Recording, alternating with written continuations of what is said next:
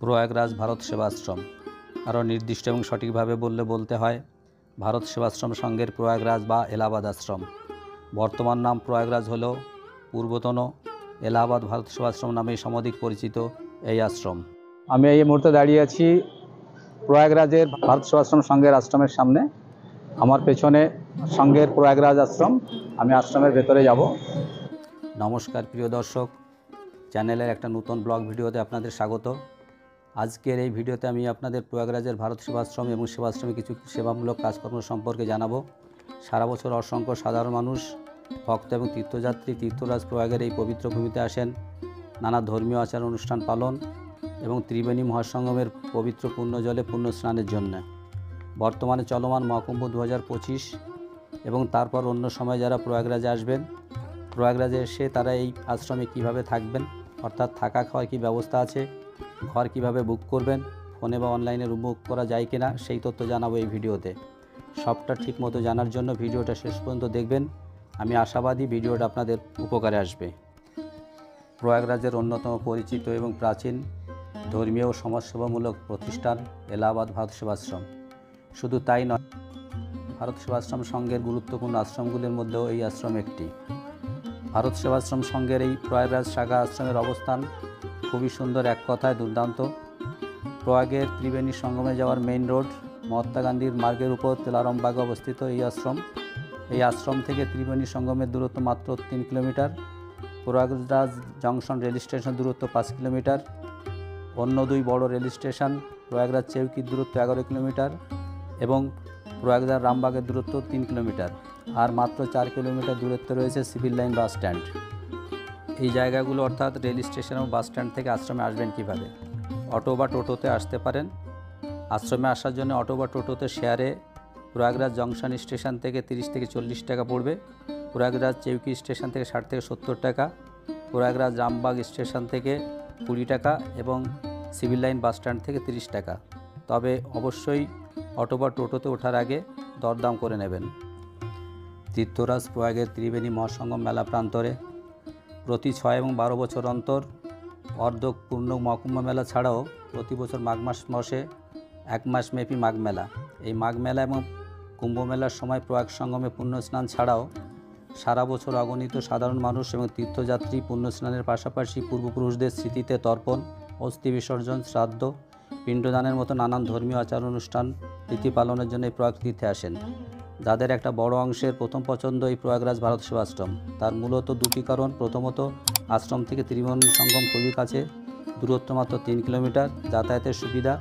দ্বিতীয়ত, কম খরচে আশ্রমের শান্ত নির্জন ধর্মীয় পরিবেশে থাকা খাওয়ার সুবিধার পাশাপাশি তীর্থযাত্রীদের ধর্মীয় আচার অনুষ্ঠান সুষ্ঠু নির্বিঘ্নভাবে সম্পন্ন করার কাজে আশ্রম থেকে স্বল্প এবং সঠিক মূল্যে পুরোহিত, নাপিত সহ প্রয়োজনীয় নানাবিধ সহায়তা পাওয়া, যা তীর্থযাত্রীদের জন্য বিশেষ সহায়ক। যেমন সহায়ক তেমনই শান্তি, তৃপ্তি এবং আনন্দের। ভারত সেবাশ্রম সংঘের প্রয়াগরাজ অর্থাৎ এলাহাবাদ আশ্রম। এই আশ্রমের অবস্থান অর্থাৎ ঠিকানা বা অ্যাড্রেস হচ্ছে 93 তুলারাম বাগ। আমি অ্যাড্রেসটা একটু বড় করে দেখাই। এই দেখুন, 93 তুলারাম বাগ, প্রয়াগরাজ। আপনি আশ্রমে আছেন? আপনি উড়িষ্যা থেকে এসেছেন? অযোধ্যা যাবেন? এখানে স্নান হয়ে গেছে? এখানে আমরা লোক আছে আর আচ্ছা, 60 লোক এসছে। 60 লোক এসছে। আচ্ছা, কি নাম আপনার? আমার নাম রাজকিশোর সাউ। রাজকিশোর সামু উড়িষ্যার কোথা থেকে এসছে? দাসপুর টাউন। দাসপুর টাউন থেকে। এখানে বিরজা মন্দির আছে। আচ্ছা আচ্ছা, এখানে হ্যাঁ হ্যাঁ। আর এখানে কবে এসেছেন?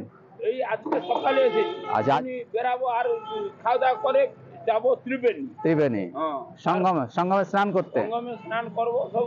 আচ্ছা, ঘুরে দেখবো। আচ্ছা। তারপরে এবারে অযোধ্যা যাবো। অযোধ্যা থেকে যাবো বৃন্দাবন। আচ্ছা, বৃন্দাবন। এবার আশ্রমের ভেতরে যাব। তার আগে আপনাদের আশ্রমের সামনের এই মেইন রাস্তাটা দেখাবো। এই হচ্ছে মহাত্মা গান্ধী মার্গ, সঙ্গম যাওয়ার মেইন রাস্তা। সোজা হর্ষবর্ধন চৌরাহা হয়ে সঙ্গম যাচ্ছে।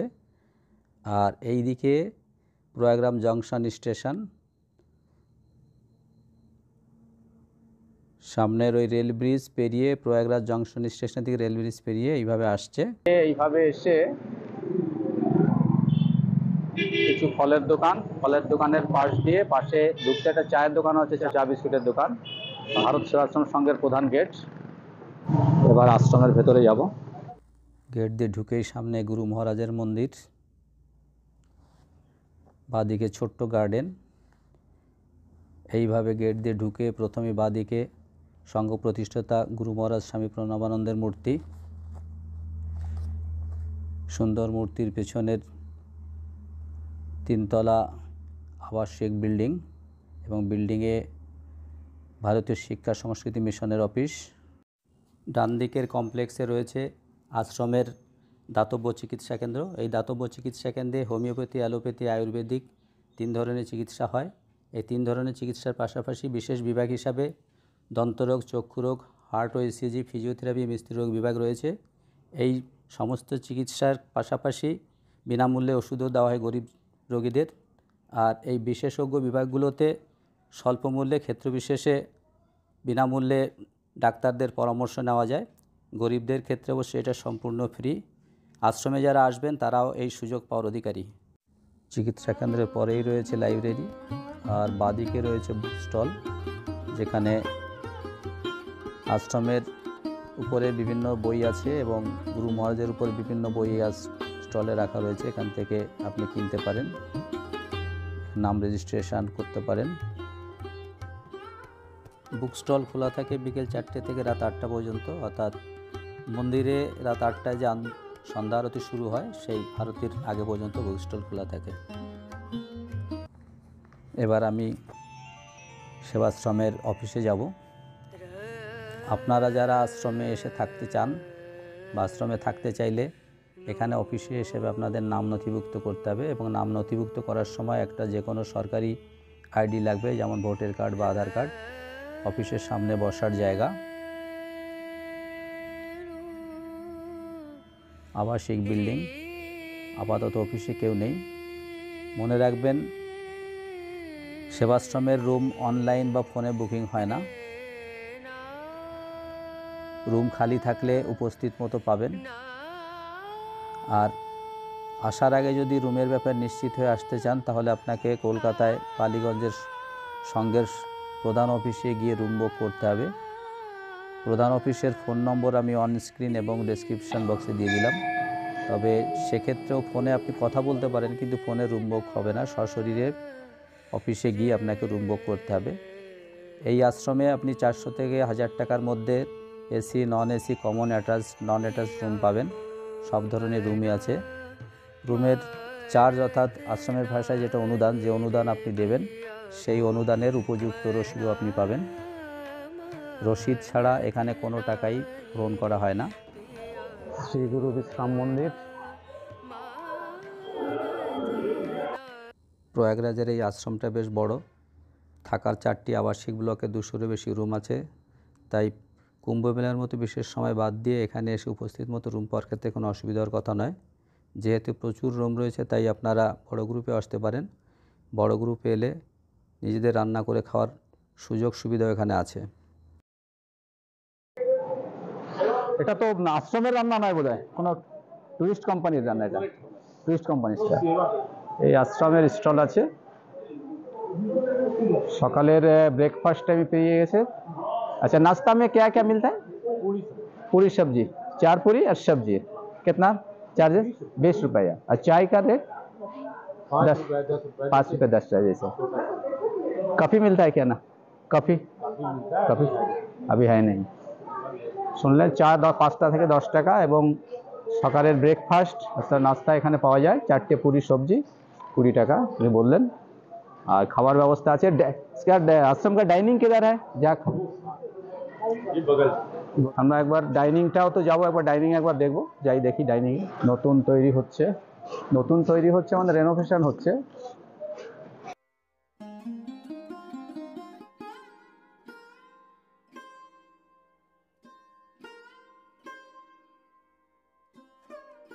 সব কুম্ভ উপলক্ষে কাজ চলছে বোধহয়, নাকি? আপনি কি আশ্রমে থাকেন? আশ্রমে এসেছেন এখন। আমরা আশ্রম পরিচালিত ক্যান্টিন দেখলাম। এবার এই হচ্ছে ডাইনিং স্পেস। আশ্রমের ডাইনিং হল বেশ বড়, অনেক টেবিল রয়েছে, শতাধিক লোক বসে খেতে পারে। এখানে সকালে টিফিন হয় না, আশ্রম পরিচালিত ক্যান্টিন থেকে আপনারা খেতে পারেন। দুপুরে এবং রাতের খাবার হয়। আশ্রমের ভাষায় যা প্রসাদ মূল্য 50 টাকা, দুপুরে রাতে মোট 50-50-100 টাকা। সকালে খাওয়ার ব্যাপারে নিশ্চিত থাকার জন্য আপনাকে সকালে কুপন কেটে নিতে হবে। ডাইনিং দেখালাম, এবার একটু রান্নার জায়গাটা দেখাই। সেই আমাদের চিরাচরিত রীতি কড়াইতে রান্না, বড় বড় কড়াই দেখুন। আমি এর আগে বারাণসীর আশ্রমে কাঠের রান্না দেখিয়েছিলাম, এখানে গ্যাসের রান্না হচ্ছে। সব দুপুরের খাবার রান্না হচ্ছে, তাই তো? কাঠেও হয়। ওই তো, এই দেখুন কাঠের, এই যে কাঠের উনুন দেখুন, বিশাল কড়াই। এটা কত কমনের কড়াই গো? এটা তোমার 70 কেজি চালের, 70 কেজি চালের রান্না হয়। আচ্ছা, দুবেলা রান্না হয় না একবেলাই? হ্যাঁ হ্যাঁ, তখন শুরু হবে। আপনার কি নাম? আপনার কি নাম? রবি। রবি বাইন। আপনার বাড়ি কোথায়? আসামে। আপনি অনেক বছর আছেন এখানে? আমি আসি 2 মাস হলো। আচ্ছা আচ্ছা। এখন 200-250 লোকের রান্না হচ্ছে নাকি? এই আশ্রম এবার মেলার সময় তো প্রচুর লোকের আশ্রম, এটা চলবে। আচ্ছা, মেলার সময় জন্য এই ওভেন, এই উনুন রাখা হয়েছে, এটাও তৈরি হবে, এই দুটো উনুন চলবে। হ্যাঁ, এটা 1 কুইন্টাল। আচ্ছা, এই যে ওভেনটা দেখা যাচ্ছে, আমরা উনুনটা দেখা যাচ্ছে, এটা তো কাঠেই জ্বলবে। আচ্ছা, এটা 100 কেজি চালের রান্না হবে একটা কড়াইতেই। একটা কড়াইতে 100 কেজি চালের রান্না হবে। সেই কড়াই থেকে আছে ওইদিকে আশ্রমের মন্দিরের ব্যাক সাইড। আমরা এবার সামনের দিকে যাব। এখন প্রাক মেলা পর্ব চলছে। মূল মহাকুম্ভের সময় এই আশ্রমের সাধারণ তীর্থযাত্রীদের কার্যত থাকা সম্ভব হবে না। তখন আশ্রমে কেবল সঙ্গের স্বামীজি মহারাজরা থাকবেন। সাধারণ তীর্থযাত্রীদের থাকার জন্য মহাকুম্ভ মেলা প্রাঙ্গণে বিশাল টেন্ট হয়েছে। শুধু এবারের মহাকুম্ভ নয়, সব কুম্ভ মেলাতেই তীর্থযাত্রীদের থাকা খাওয়া এবং পুণ্য স্নানের সুবিধার্থে আশ্রমের টেন্ট হয়। মূল মেলার সময় টেন্টে থাকাই শ্রেয়। টেন্টে থেকে স্বামীজি মহারাজদের নজরদারি এবং আশ্রমের স্বেচ্ছাসেবকদের তত্ত্বাবধানে নির্বিঘ্নে স্নান পর্ব করা সম্ভব। অতিরিক্ত ভিড় সামলাতে আশ্রমের সামনে অস্থায়ী টেন্ট হচ্ছে। এই অস্থায়ী টেন্ট এবং মেলার টেন্টের চার্জ হবে 800 থেকে 1200 টাকার মধ্যে। এই যে অনেক লোক দেখতে পাচ্ছেন, একটা গ্রুপ, উড়িষ্যা থেকে একটা গ্রুপ এসেছে 60 জনের, তাদের সদস্য এরা আজকে সকালে এসেছে।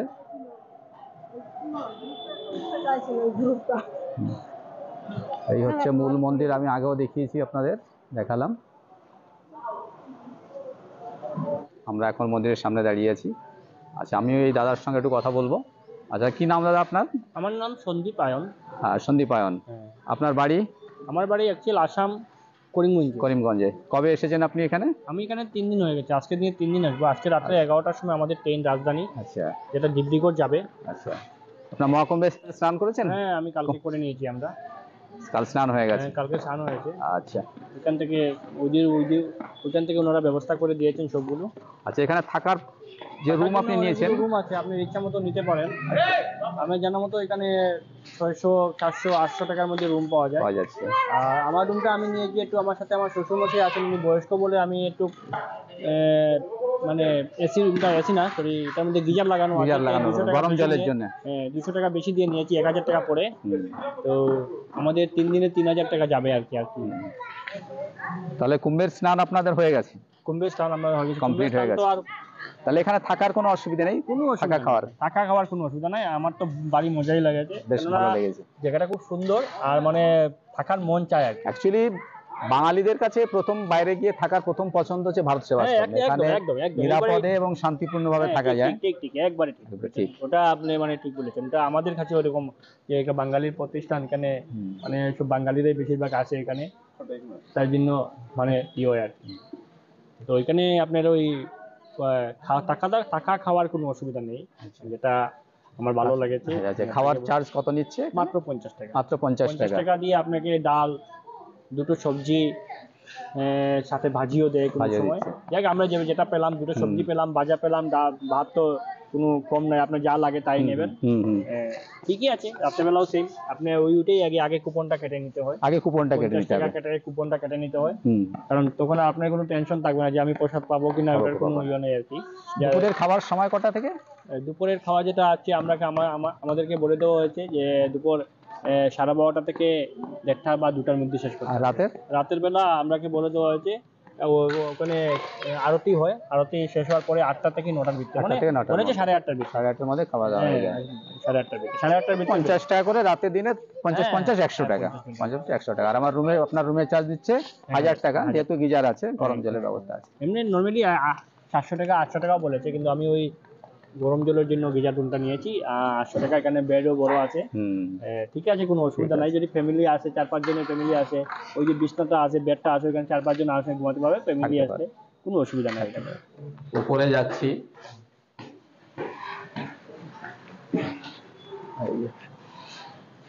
বিশাল লবি দেখুন, প্রায় 200-র উপর রুম আছে। আমি একটা রুম আপনাদের সাথে শেয়ার করব। আশ্রমের সব রুমই কার্যত অকুপায়েড, তাই যে দাদার সাথে কথা বললাম ওনার রুমটাই আপনাদের আমি দেখাবো। ঠিক আছে, তাই তো রুম বেশ সুন্দর রুম আছে। আমার এখানে খুব সুন্দর লাগছে, গিজার লাগানো আছে, পরিষ্কার পরিষ্কার পরিচ্ছন্ন। আচ্ছা, কমোড আছে, ওয়েস্টার্ন কমোড, গিজারও রয়েছে, একটা বেসিন আছে হাত মুখ ধোয়ার জন্য, আর একটা টুলও রাখা আছে স্নানের জন্য, যাদের পায়ে ব্যথা হবে তাদের সুবিধা হবে। বেশ, আপনাদের সুবিধা মতো আপনারা রুম পেয়েছেন, ভালো হলো। সেবাশ্রম সংঘের মন্দিরের চূড়া, এখানে বেশ কয়েকটি থাকার ব্লক আছে, তার মধ্যে এই ব্লকটি সব থেকে বড়। পুরো আশ্রমে প্রায় 200-র উপরে রুম রয়েছে থাকার জন্য। আবার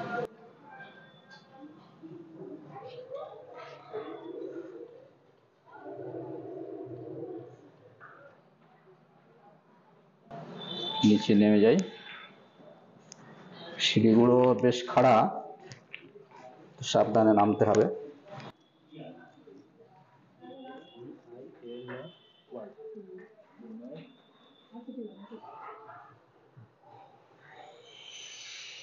নেমে যাই নিচে।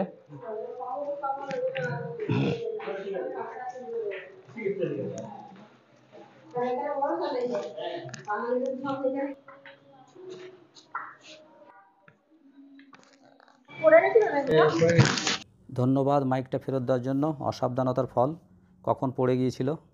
আশ্রম ঘুরে দেখার পর্ব আজকের মতো মোটামুটি সম্পন্ন হলো। যতটা যা পারলাম ঘুরে দেখলাম, আপনাদের দেখালাম। আশ্রম থেকে আশ্রম সম্পর্কে প্রাপ্ত তথ্য যা পেলাম, জানতে পারলাম, আপনাদের জানালাম।